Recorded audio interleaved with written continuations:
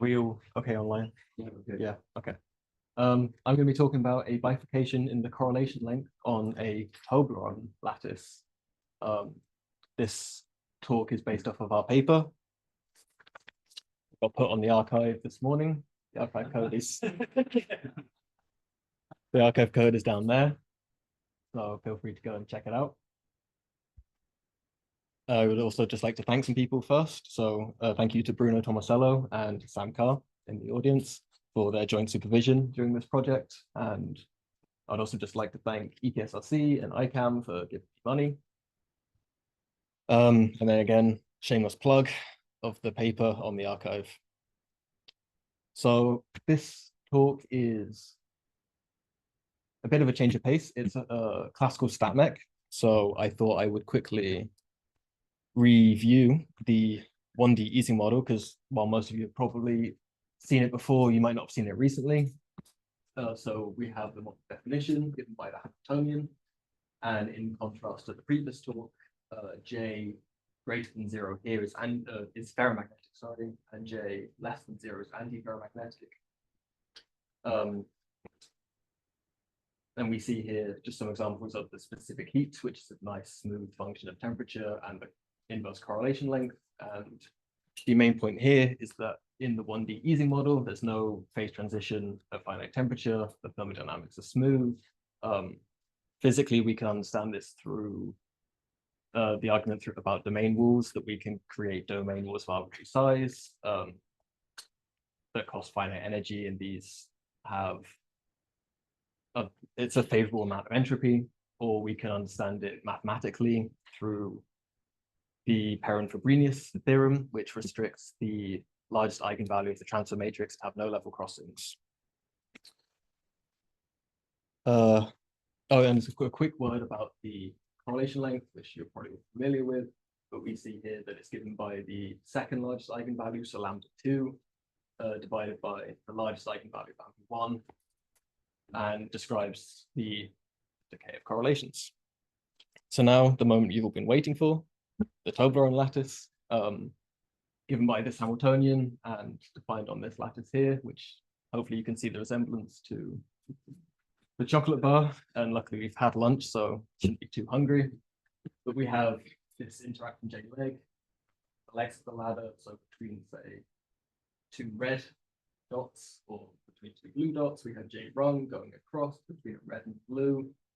And then we have this J delta or J triangle, which links up to these green dots.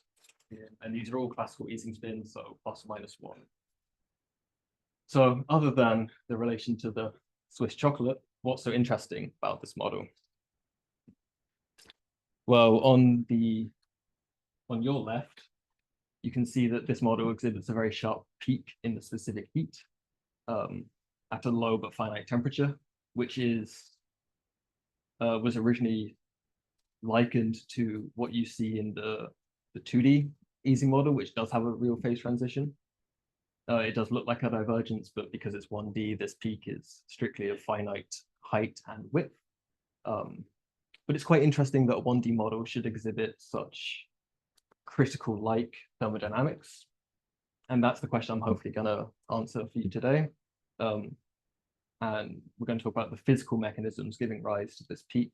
I should note that this model was first studied by W. Yin. You can see the reference at the bottom here, which is first in a preprint and then recently published. Sorry, are you thinking this J delta, is it going to be frustrated or? Yeah. Oh, yes, sorry. I should have discussed that.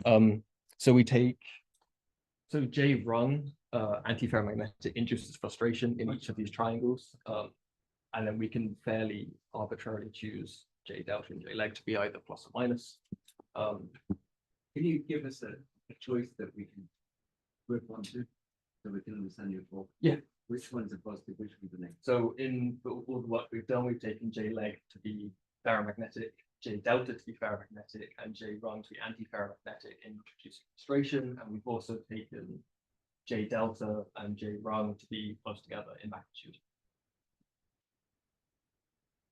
And that was the case with the reported. Yes, that was the That's what gives rise to this. Is that a delta function? No, Specific heat? it's just the specific heat. It's Yeah, just a very sharply heated specific heat. pH at 0.6 Kelvin, whatever. Is there a finite area underneath that pH? Yes. So is it delta? So the finite area, is it infinitely thin? No. This doesn't look like data, so is it your result that you're going to explain, or somebody else's? So this model was first discussed by this W. Yin. Oh, I see.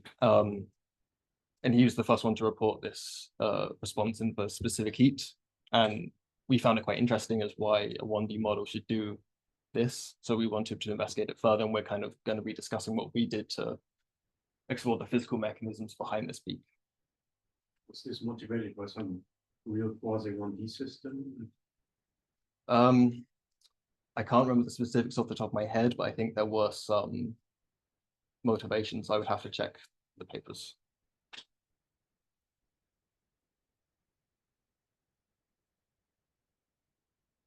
So the two questions that I want to address in this talk are, first of all, how do we get this peak in the specific heat? And number two, what makes this peak so narrow? So the first question is a little bit easier to explain, and the second question has a few more subtleties to it, but we'll get to those when we get to those. So you might have noticed that the entropy, which is also plotted on this same figure, also changes quite rapidly where we see this peak in the specific heat. And we see a change of log2 per unit cell, which is equivalent to one spin sort of being indecisive, which is giving us a clue as to where the entropy is coming from, which is frustration. As you can see, we have these triangular units sort of stacked. And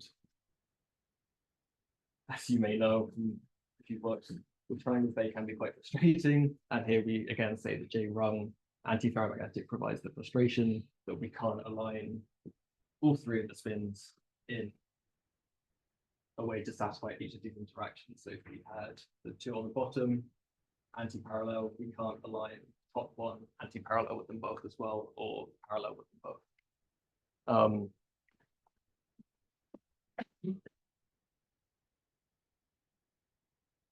I should note that this isn't a perfectly frustrated system. If I can just quickly flip back, we see that at low temperature, we have the entropy going towards zero, but then we have this big jump to log2 per unit cell at a higher temperature. So this isn't like a perfectly frustrated system. Our ground state is unique, but it's this low energy states that are extensively degenerate, because we're getting this log2 per unit cell, and in the thermodynamic limit, that will be macroscopic entropy.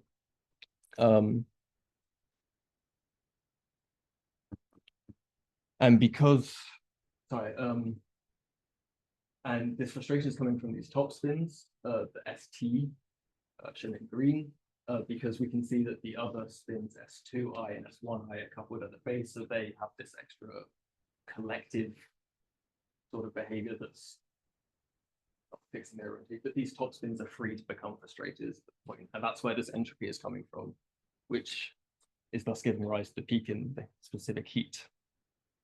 Because the entropy is the specific heat is the derivative of the entropy. And sort of go a bit deeper and into this idea, we can look at the zero field susceptibilities for this model. And here we are seeing, so at low temperature below T over TC, TC isn't a critical temperature because it's 1D, but this is where we're getting this peak in the specific heat as a guide. So out below this T over TC equals 1, we see that the uniform top and ferromagnetic susceptibilities are becoming exponentially large, which then suggests to us at low temperature, this model is behaving in a ferromagnetic way, an unfrustrated way, which is why we're getting this entropy of 0, or this unique ground state rather.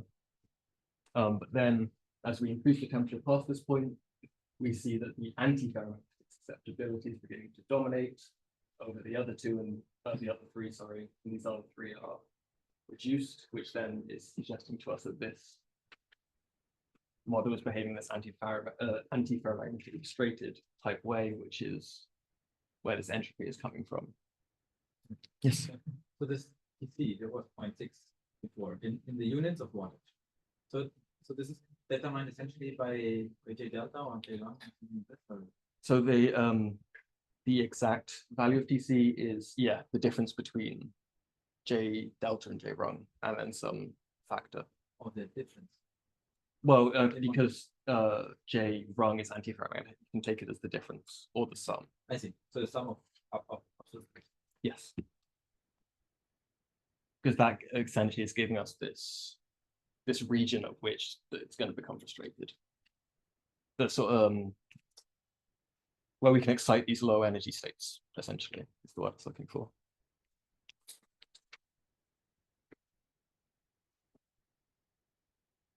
So I think hopefully I've convinced you that we're getting this idea of where this peak is coming from. It's coming from frustration in the model, in the fact these top spins are becoming frustrated at this temperature Tc, which are then releasing this entropy of log 2 per site, and this can then give rise to the peak in a specific heat. And this frustration of these top spins must be quite interesting in the fact they can give rise to this peak. So in order to study this a bit more closely, I would like to look at the correlations in this model, where we have this definition here, gamma alpha beta of R is the sum of these of the exponential R over psi I, where psi I is your, or the minute, and C alpha beta is a prefactor, which you can see defined here. Note that this is not a quantum mechanical expectation value. This is a average over a thermal ensemble. This is classical. And the alpha and beta indices, the values corresponding to 1, 2, and T, corresponding to the different sites on the lattice. And the chi I are the correlation lengths given by the third equation or the second equation there. And these depend on the subleading eigenvalues of the transfer matrix, where the largest of these will give the actual correlation length, because that will give the slowest decay of correlations in the model. In the limit R tends to infinity, we only need the second largest eigenvalue of the transfer matrix in a similar way as we only need the largest eigenvalue of the thermodynamic limit. The rest of the terms will just become insignificant. So in order to better understand these correlations, we need to look at both the eigenvalues and the prefactors. The next of which we're going to look at is the eigenvalues. In this model, we find that the eigenvalues lambda 2 and lambda 3 cross at the same temperature where we see this peak in specific heat, which is quite strange. It's not a common occurrence as far as we're aware. The largest eigenvalue of the transfer matrix is protected by this Perrin-Frobenius theorem that does not allow other eigenvalues to cross with the largest eigenvalue, but it makes no such restrictions on the subleading eigenvalues, and we find that they do indeed cross at the same temperature where we get this peak, which is starting to build this picture of interconnected behavior. And this crossing results from the symmetries of the transfer matrix, in the sense that the symmetries allow us to block diagonalize the transfer matrix, which then allows us to see that lambda 2 and lambda 3 are located in separate blocks, and so that they can cross as a function of temperature. Yeah, sorry, as a function of temperature. Okay, so this is already partly an interesting thing for the correlations. We have this crossing of the subleading eigenvalues, and now we're going to look at the prefactors, where we have two examples of these here. Hopefully you can see sketches of which sites on the lattice these prefactors relate to. So these prefactors are given by these thermal averages, the averages over thermal ensemble, sorry, where U, I, U1 are eigenvalues of the transfer matrix, and these matrices in the middle, S1 and S2, or S1, ST, are spin matrices corresponding to the basis space of the transfer matrix. So here we plotted the prefactors C1T and C12 for I equals 2 and 3, which hopefully from the last slide, you will know that the eigenvalues lambda 2 and lambda 3 are the ones that we're caring about here. So that's why we're only showing I equals 2 and I equals 3. So for the C1T prefactor, we see that the I equals 2 term starts off near 1 and then dips down sharply at T over TC equals 1, becomes low but non-zero in this region, and then starts increasing. And the I equals 3 term is exactly 0 for all temperature. Whereas for C12, we see this quite dramatic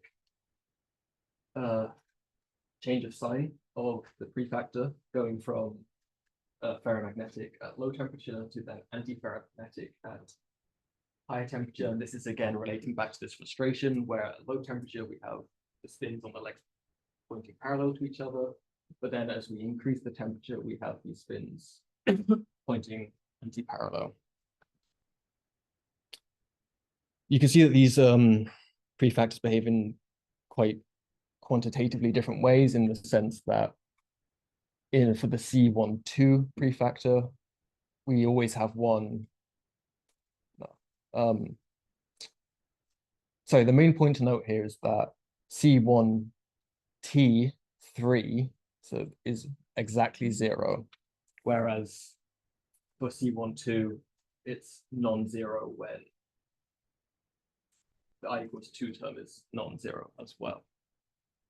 Which, if we take the correlation length from before and we combine the eigenvalue crossing and these prefactors together,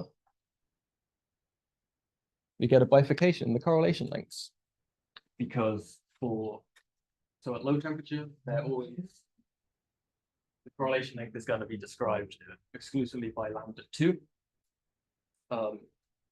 Because this is the largest eigenvalue below this crossing temperature. However, as we increase the temperature, lambda 3 and lambda 2 cross, and lambda 3 becomes bigger than lambda 2. So then for the legs, which is relating to the C12 prefactor, we see that this exhibits a kink and then starts following lambda 3, whereas the top, the I equals 3 prefactor is always 0, so it's just going to keep following lambda 2. And we can relate this to the frustration in the model by considering that at this point where we get the peak in the specific heat and also now this bifurcation, we see that the top correlation length is now a lot shorter. So this is inverse correlation length, so larger values mean a shorter regular correlation length. And we can see that when these spins are becoming frustrated, as we saw, the correlation length is becoming a lot shorter, whereas on the legs, it's staying longer than on the top. This is quite a cool result, I thought. It's not often, we don't know of any other model that has this kind of bifurcation, the correlation length, that we need these two different length scales necessary to describe the decay of correlations. So that's quite nice. So, but we haven't addressed the width of the peak quite yet, and understanding this bifurcation and its relation to frustration will help us do that. How much? You're at 20 minutes now. Oh, 20 minutes, You're okay. speaking, but I see you. Yeah, this is the last one.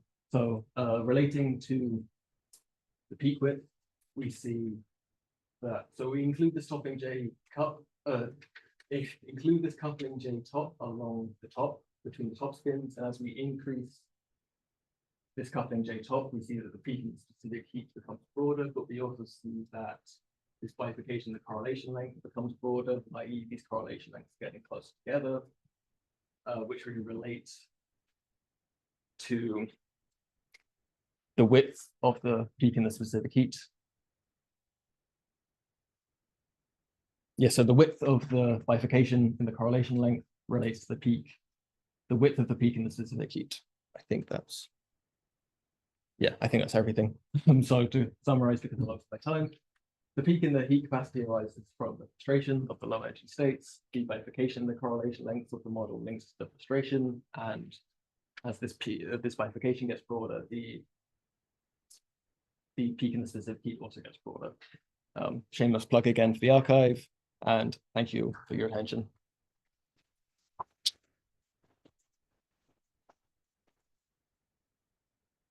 More questions for John?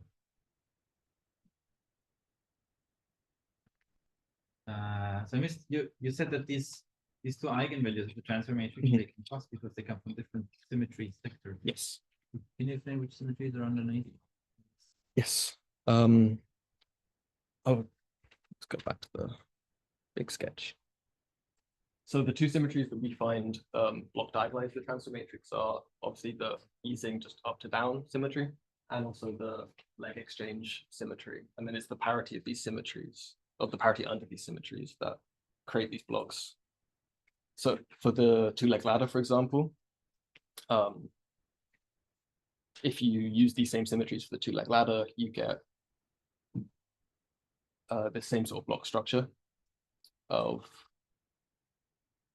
the eigenvalues of these symmetry operators. Sorry, I'm not explaining this very well.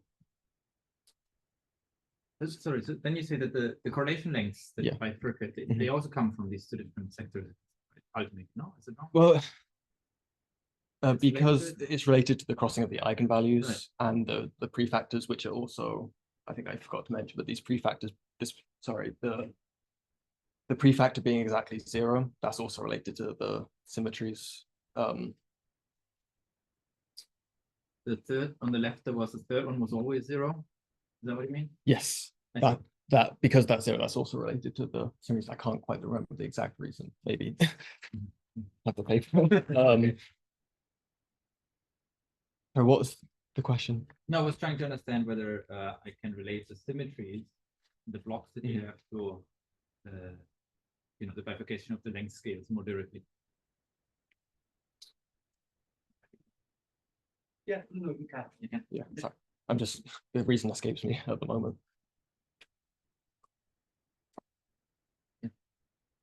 Thank you for my story. Thank you. Just regarding including J-top, have you considered a negative value, like the effect of having negative value for J-top on the peak, like whether it's narrow or I think it would be positive value. Yeah, I think it would be symmetric for just the magnitude of J-top. Up to J-top over J-leg equals 1. But I think it should be symmetric for odd negative values as well.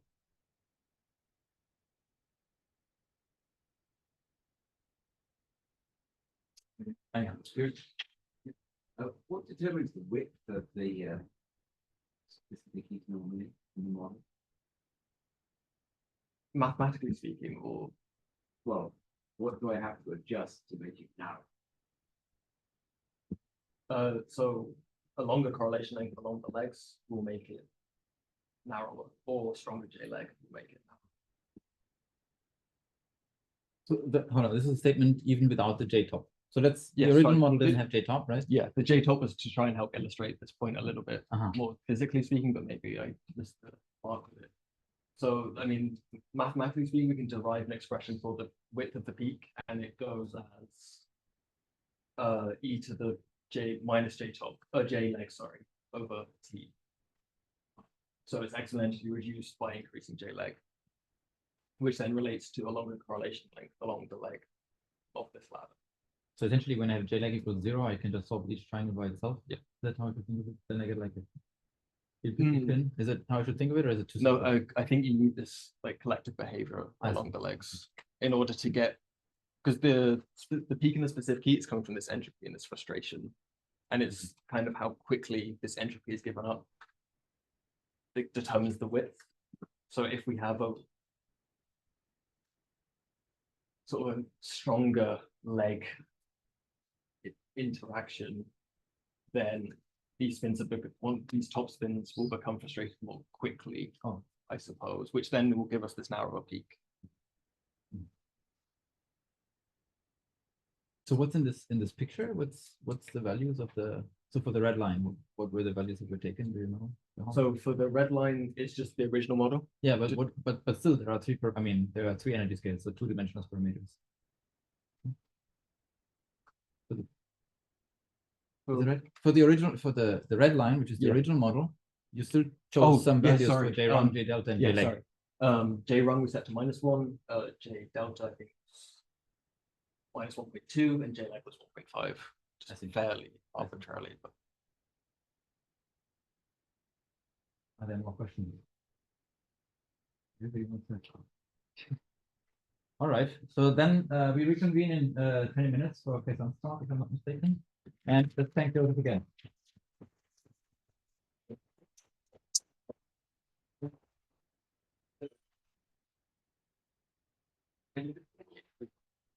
But the 10 before online.